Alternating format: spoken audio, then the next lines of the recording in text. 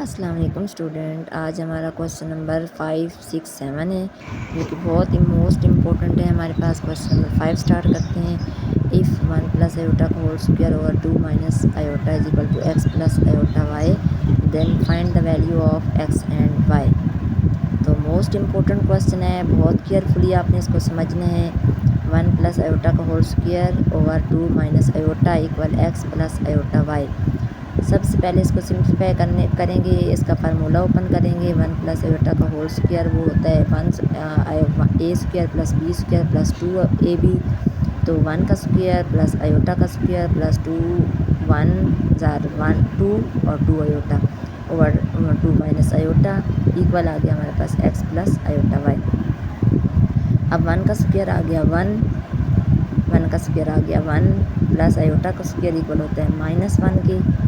Iota square की value होती है -1 plus minus minus 1 plus 2 iota divided by 2 minus iota, और ये इक्वल है हमारे पास एक्स प्लस आयोटा वाई की।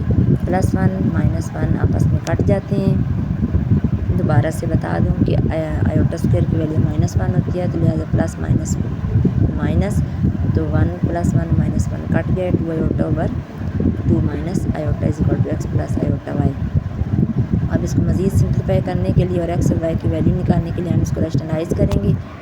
रैशनलाइज़ करने के लिए पहले भी बताया था कि जो ओवर की शक्ल में वैल्यू होती है उसका उलट जाता है, यानी कि यहाँ पे माइनस नज़र आ रहा है साइन, तो वहाँ पे ऊपर जिसके साथ मल्टीप्लाई करना है वो उसका उलट वैल्यू यानी कि प्लस के साइन के साथ मल्टीप्लाई करेंगे। वैल्यूज़ वही होंगी लेकिन उनका साइन चेंज होगा। 2 प्लस आयोटा के साथ मल्टीप्लाई भी किया, डिवाइड भी किया, तो ऊपर वाली रकम के साथ मल्टीप्लाई होगी और नीचे वाली रकम के साथ मल्टीप्लाई होगी। अब इसको मल्टीप्लाई करें, 2 2 जार 4 आयोटा प्लस 2 आयोटा आयोटा, इनको मल्टीप्लाई किया तो 2 आयोटा का स्क्वायर बन गया, divided by a minus B, A plus B बन गया ए स्क्वायर। ए हमारे पास 2 है, 2 का स्क्वायर माइनस बी का स्क्वायर, बी है हमारे पास आयोटा का स्क्वायर, 2 का स्क्वायर माइनस आयोटा का स्क्वायर इक्वल है एक्स प्लस आयोटा वाई। अब 4 आयोटा का 4 आयोटा प्लस 2, अब आयोटा स्क्वायर की वैल्यू क्या होती है -1, तो प्लस माइनस माइनस 2 का 2, आयोटा स्क्वायर की वैल्यू होती है माइनस, तो प्लस माइनस माइनस आ गया और 2 का 2 डिवाइडेड बाय 2 2 ज़र 4 माइनस आयोटा का square is equal to X plus iota Y. अब 4 आयोटा माइनस 2 इक्वल है 4 + 1 और is equal to X plus iota Y. अब 4 आयोटा माइनस 2 और डिवाइडेड बाय दोनों को ऐड किया तो 5 आ गया is equal to X plus iota Y. अब दोनों को हम मतलब एक्स और वाई की शक्ल में लिखने के लिए 4 आयोटा डिवाइडेड बाय 5 और -2/5 is equal to X plus iota Y वाली होगी, जो आयोटा के बगैर वाली है -2/5, और आयोटा आयोटा के साथ कट गया, वाई की वैल्यू आ गई 4/5। उम्मीद है आपको समझ आ गया होगा। अब क्वेश्चन नंबर 6 स्टार्ट करते हैं कि if 2x plus iota Y 1 minus iota is equal to 4 + 2 iota, तो देन फाइंड हमने करनी है वैल्यूज़ x और y की। अब हमारे पास क्वेश्चन आ गया 2x plus iota Y into Y 1 minus iota equal है 4 + 2 आयोटा। अब हम इनको मल्टीप्लाई आपस में करेंगे, 2x को 1 के साथ मल्टीप्लाई करेंगे तो 2x 1 ज़र 2x, और 2x को आयोटा के साथ मल्टीप्लाई किया तो -2x आयोटा 2x आयोटा। अब उसके बाद आयोटा वाई को 1 के साथ मल्टीप्लाई करेंगे तो आयोटा वाई के साथ 1 के साथ मल्टीप्लाई करेंगे तो iota Y plus minus minus iota का स्क्वायर वाई इक्वल आ गया 4 + 2 आयोटा, 2x का 2x और आयोटा वाली दोनों वैल्यूज़ को हमने अलग कर लिया, आयोटा कॉमन ले लिया। अब आयोटा जब कॉमन लिया तो जो प्लस वाली वैल्यू थी 5 पहले लिख ली, -2x को बाद में लिख लिया। अब आयोटा स्क्वायर की वैल्यू होती है -1, तो माइनस और ये वाला माइनस मिल के बन गया प्लस, और y का y इक्वल है 4 + 2 आयोटा। अब 2x + y ये एंड वाला y, ये हमारे पास आयोटा के बगैर वाली रकम है और दरमियान में हमारे पास आयोटा वाली रकम आ गई है, इक्वल कर दिया हमने 4 + 2 आयोटा के। अब हमने इनका कंपैरिजन करना है कि जो आयोटा वाली के साथ जाएगी और सिंपल वाली के साथ 2x + y is equal to 4 आ गया। अब y - 2x is equal to 2 आ गया, आयोटा वाली रकम के साथ जाएगी। अब इनको मैंने इक्वेशन 1 और 2 का नाम दे दिया है। अब इनको मज़ीद सिंप्लीफाई करने के लिए मैंने क्या किया कि इक्वेशन 1 और 2 को हमने ऐड किया क्वेश्चन इक्वेशन 1 और 2 को। तो एडिशन के बाद क्या हमारे सामने आता है, हमने इन दोनों को ऐड किया 2x + y = 4 और y माइनस, अब y माइनस 2x को पहले लिख लिया, y को y के नीचे लिखा इक्वल टू, अब ये 2x प्लस का और माइनस का कट गया है तो ये बन गया 2y = 4 और 2 बन गया 6, 2 के साथ डिवाइड किया तो y की वैल्यू आ गई 2 3 6, y की वैल्यू आ गई हमारे पास 3। अब इस y की वैल्यू को किसी भी इक्वेशन में पुट कर सकते हैं, इक्वेशन 1 में भी, इक्वेशन 2 में भी, तो लिहाजा मैंने पुट किया इसको इक्वेशन 2 में, इक्वेशन 1 में भी पुट कर सकते हैं, 2 में भी, 1 में पुट किया मैंने इसको 2x + y = 4, 2x का 2x, y की वैल्यू हमारे पास आ चुकी है 3 पुट किया इक्वल 4 आ गया, 2x का 2x इक्वल का इक्वल 4 का 4, अब प्लस का 3 इधर आकर माइनस का 3, 4 में 3 गए 1, तो 2 के साथ डिवाइड किया तो x की वैल्यू मेरे पास आ गई 1/2। उम्मीद है कि समझ आ गई होगी, x की वैल्यू 1/2, y की वैल्यू 3। अब हम क्वेश्चन नंबर 7 की तरफ चलते हैं। मोस्ट इंपॉर्टेंट क्वेश्चन है ये तीनों, find values of a and b if ये वैल्यू है a + b iota 1 + 3 iota equal -8 + 11 iota.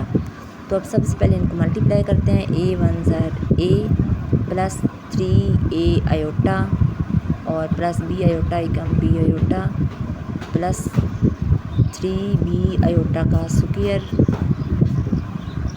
3b iota का स्क्वायर इक्वल आ गया -8 + 11 आयोटा।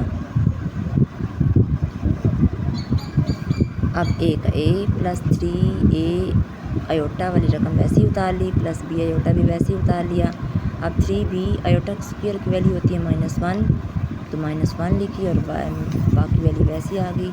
अब a का a प्लस इन दोनों में से कॉमन ले लिया आयोटा, 3a + b और plus minus 3b 1 3b equal -8 + 11 iota.